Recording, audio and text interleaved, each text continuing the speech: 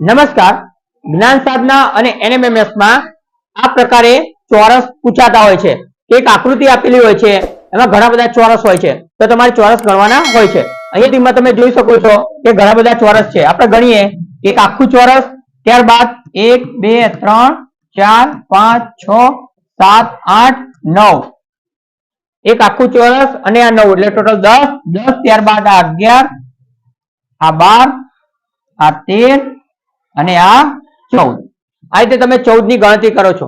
પરંતુ પરીક્ષાની અંદર આની સિવાય ઘણા બધા ચોરસ હોય છે, ત્યારે તમારે આ રીતે ગણતરી કરવી સરળ બનતી નથી. તો અત્યારે હું તમને એક શોર્ટ ટ્રિક શીખવાડીશ. તમે જોઈ શકો છો કે 1 2 અને 3 ખાના છે, અને આ શું છે 1 2 અને 3 એટલે કે આ ઊભા 3 ચોરસ અને આડા 3 ચોરસ.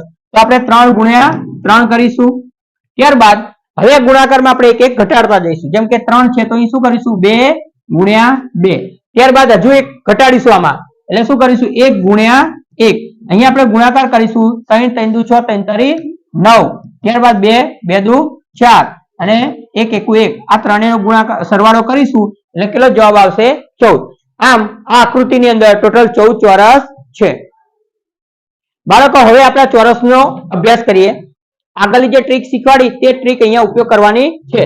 જેમ કે અહીંયા આપણે જોઈ શકીએ છીએ તેમ ઊભી લાઈનની અંદર કુલ કેટલા ચોરસ છે? તો કે 1 2 3 4 અને 5.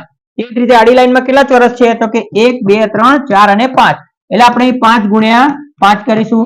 ત્યારબાદ ક્રમશઃ એક ઘટાડતા જઈશું 4 ગુણ્યા 4, ત્યારબાદ 3 ગુણ્યા 3, ત્યારબાદ 2 ગુણ્યા 2, ત્યારબાદ 1 ગુણ્યા 1. હવે આ બધાનો આપણે ગુણાકાર કરીશું 25 16 9 4 અને 1. ત્યારબાદ આ બધાનો આપણે સરવાળો કરતા 55 જવાબ આવે છે. આમ આ જે આકૃતિ છે તેની અંદર કુલ 55 ચોરસ છે.